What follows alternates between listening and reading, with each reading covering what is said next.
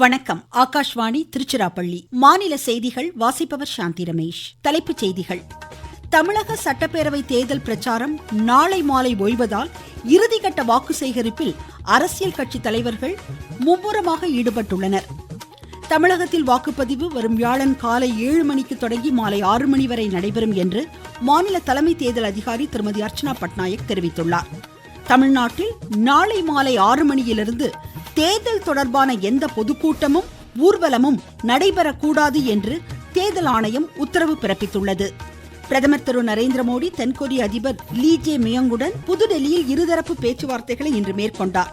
ஸ்பெயினில் நடைபெறும் ATP tennis ஆடவர் ஒற்றையர் தகுதி சுற்று அரையிறுதியில் இந்தியாவின் மனஸ் தம்னே இன்று களமிறங்குகிறார். இனி விரிவான செய்திகள். தமிழ்நாட்டில் 234 சட்டப்பேரவை தொகுதிகளுக்கு வரும் வியாழக்கிழமை நடைபெறும் வாக்குப்பதிவிற்கான பிரச்சாரம் நாளை மாலை ஓய்கிறது. இதனை அடுத்து அரசியல் தலைவர்கள் உச்சக்கட்ட வாக்கு சேகரிப்பில் முனைப்புடன் ஈடுபட்டுள்ளனர். சென்னை அண்ணா நகர், மதுரவாயல், திருவிக நகர், விருகம்பாக்கம் உள்ளிட்ட இடங்களில் திமுக தலைவர் திரு மு க ஸ்டாலின் இன்று காலை நடைபயணம் மேற்கொண்டு வாக்கு சேகரித்தார்.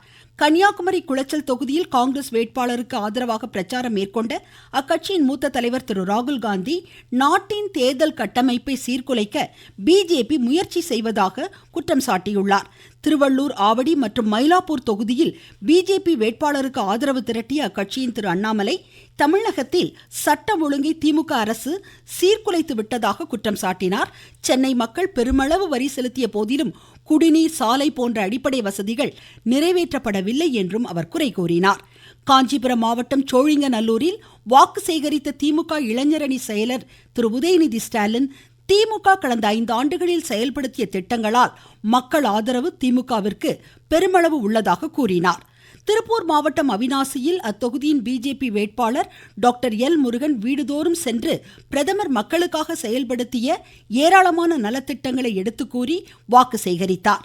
மயிலாடுதுறையில் தேசிய ஜனநாயக கூட்டணி சார்பில் வாக்கு சேகரித்த பாமகவின் திரு அன்புமணி, பெண்களுக்கு பாதுகாப்பு இல்லாத மாநிலமாக தமிழகம் உள்ளதால் திமுக ஆட்சியை மக்கள் அகற்ற வேண்டும் என்று வலியுறுத்தினார். விழுப்புரத்தில் செய்தியாளர்களிடம் பேசிய இந்திய கம்யூனிஸ்ட் கட்சியின் மாநில செயலர் திரு வீரபாண்டி, மகளிர் ஒதுக்கீட்டை தமது கட்சி வரவேற்கும் அதே வேளையில் தொகுதி மறுசீரமைப்புடன் இணைத்து மகளிர் ஒதுக்கீட்டை கொண்டு வருவது ஏற்புடையதல்ல என்று குறிப்பிட்டார். பிற மாநிலங்களை ஒப்பிடுகையில் தமிழகத்தில் ஆட்சி சிறப்பாக உள்ளதாக அவர் கூறினார். விருதுநகர் மாவட்டம் சாத்தூர் சட்டமன்ற தொகுதியில் வீதி வீதியாக சென்று பிஜேபி மாநில தலைவர் திரு நயினார் நாகேந்திரன் இன்று வாக்கு சேகரித்தார். தவேக தலைவர் திரு விஜய் திருவள்ளூர், பொன்னேரி, சென்னை வில்லிவாக்கம் உள்ளிட்ட இடங்களில் இன்று சாலையில் வாகனம் மூலம் பேரணியாக சென்று ஆதரவு கோரினார். நாம் தமிழர் கட்சியின் தலைமை ஒருங்கிணைப்பாளர் திரு சீமான் காரைக்குடியில் இன்று பிரச்சாரம் மேற்கொள்கிறார். தமிழகம் முழுவதும் அனைத்து தொகுதிகளிலும் அனல் பறக்கும் பிரச்சாரத்தில் வேட்பாளர்களும் அரசியல் கட்சிகளை சேர்ந்த தொண்டர்களும் முழுவீச்சில் களமிறங்கியுள்ளனர். தமிழக சட்டமன்ற தேர்தலுக்கான வாக்குப்பதிவு வரும் வியாழன் காலை 7 மணிக்கு தொடங்கி மாலை 6 மணி வரை நடைபெறும் என்று மாநில தலைமை தேர்தல் அதிகாரி திருமதி அர்ச்சனா பட்நாயக் கூறியுள்ளார். சென்னையில் இன்று அவர் வெளியிட்ட அறிக்கையில் நாளை மாலை 6 மணி முதல் வாக்குப்பதிவு முடியும் வரை தேர்தல் தொடர்பான எந்த ஒரு பொதுக்கூட்டமோ ஊர்வலமோ நடத்தப்படக்கூடாது என்று அறிவுறுத்தினார். அனைத்து ஊடகங்களிலும் எந்த ஒரு தேர்தல் விவகாரமோ இடம்பெறக்கூடாது என்றும் தேர்தல் தொடர்பான சாதனங்கள் பொதுமக்கள் பார்வைக்கு வைக்கப்படக்கூடாது என்றும் உத்தரவிட்டார். குறுஞ்செய்திகள், இணையம் உட்பட அனைத்து மின்னணு வடிவிலான தகவல் தொடர்பும் இதில் உள்ளடங்கும் என்றும் குறிப்பிட்டார். எந்த ஒரு நபரையும் ஈர்க்கும் வகையில் இசை நிகழ்ச்சிகள், திரையரங்கு செயல்பாடுகள், பொது நிகழ்ச்சிகள் வாயிலாக தேர்தல் பிரச்சாரம் இடம்பெறக்கூடாது என்றும் அறிவுறுத்தியுள்ளார். இவ்விதிமுறைகளை மீறுவோர் மீது மக்கள் பிரதிநிதித்துவ சட்டப்பிரிவின் கீழ் 2 ஆண்டுகள் சிறை அல்லது அபராதம் அல்லது இவ்விரண்டும் சேர்ந்து தண்டனையாக விதிக்கப்படும் என்றும் குறிப்பிட்டார். தொகுதிக்கு வெளியே இருந்து அழைத்து வரப்பட்ட அரசியல் கட்சி நிர்வாகிகள், பணியாளர்கள் நாளை மாலை 6 மணிக்கு மேல் அந்த தொகுதிகளை விட்டு வெளியேற வேண்டும் என்றும் தேர்தல் ஆணையம் உத்தரவு பிறப்பித்துள்ளது. திருச்சிராப்பள்ளி கலையரங்கில் அமைக்கப்பட்டுள்ள சிறப்பு மையத்தில் மாநிலத்தின் 38 மாவட்டங்களிலும் பதிவு செய்த அஞ்சல் வாக்குகளை அந்தந்த மாவட்டங்களுக்கு பிரித்து வழங்கிடும் பணியினை கூடுதல் தலைமை தேர்தல் அலுவலர் திரு சிவஞானம், மாவட்ட தேர்தல் அலுவலர் திரு வே சரவணன் ஆகியோர் இன்று நேரில் பார்வையிட்டனர். மதுரை மாவட்டத்திற்குட்பட்ட வாக்குச்சாவடி மையங்களில் பணிபுரிய உள்ள நுண் பார்வையாளர்களுக்கு பணி ஒதுக்கீடு பணிகள் தேர்தல் பொது பார்வையாளர்கள் தலைமையில் இன்று நடைபெற்றது. கொடைக்கானலில் வாக்குப்பதிவு தினத்தன்று வனத்துறை கட்டுப்பாட்டில் உள்ள சுற்றுலா தலங்களுக்கு விடுமுறை அளித்து உத்தரவு பிறப்பிக்கப்பட்டுள்ளதாக எமது செய்தியாளர் கூறுகிறார். கொடைக்கானலில் வனத்துறை கட்டுப்பாட்டில் உள்ள சுற்றுலா தலங்களுக்கு தமிழக சட்டமன்ற பொதுத் தேர்தலை முன்னிட்டு ஏப்ரல் 23ஆம் தேதி அன்று ஒரு நாள் மட்டும் விடுமுறை என வனத்துறை அறிவித்துள்ளது. தூண்பாறை, குணா குகை, பைன் ஃபாரஸ்ட், மோயர் சதுக்கம் மற்றும் பேரிஜம் ஏரி ஆகிய சூழல் சுற்றுலா தலங்களுக்கு சுற்றுலா பயணிகள் செல்ல அனுமதி இல்லை என்றும் ஏப்ரல் 24ஆம் தேதி முதல் அனைத்து சுற்றுலா தலங்களும் வழக்கம் போல் செயல்படும் எனவும் வனத்துறை அறிவித்துள்ளது. திண்டுக்கல் மாவட்டத்திலிருந்து ராஜசேகரன், சுப்பிரமணிய பாரதி.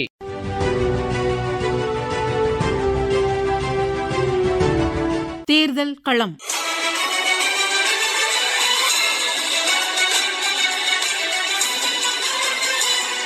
தலைநகர் சென்னைக்கு உட்பட்ட சட்டப்பேரவை தொகுதிகள் குறித்த கண்ணோட்டம் இன்றைய தேர்தல் களத்தில் இடம்பெறுகிறது.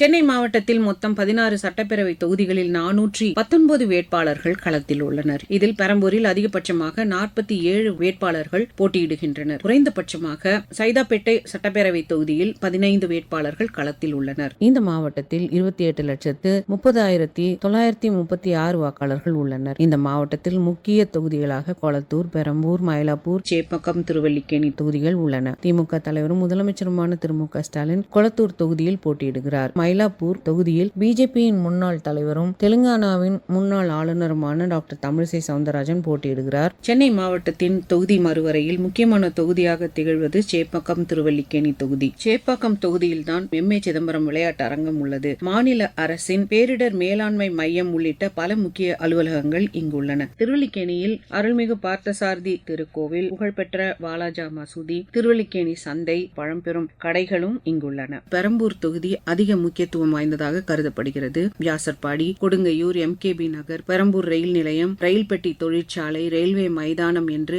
ஏராளமான பெயர் பெற்ற இடங்கள் இங்கு உள்ளன. தற்போது சட்டப்பேரவை உறுப்பினராக உள்ள திமுகவின் ஆர்.டி. சேகர் மீண்டும் போட்டியிடுகிறார். முதல் முறையாக தமிழக வெற்றி கழகத்தின் தலைவர் நடிகர் விஜயும் இந்த தொகுதியிலிருந்து போட்டியிடுகிறார். சென்னைக்கு வேலை தேடி வருபவர்களுக்கு ஏராளமான வாய்ப்புகள் உள்ளன. வேலை செய்யலாம் அல்லது ஏதோ ஒரு நிறுவனத்தில் பணிபுரியலாம் என்று கனவு காணும் இளைஞர்களின் எண்ணிக்கை ஏராளம்.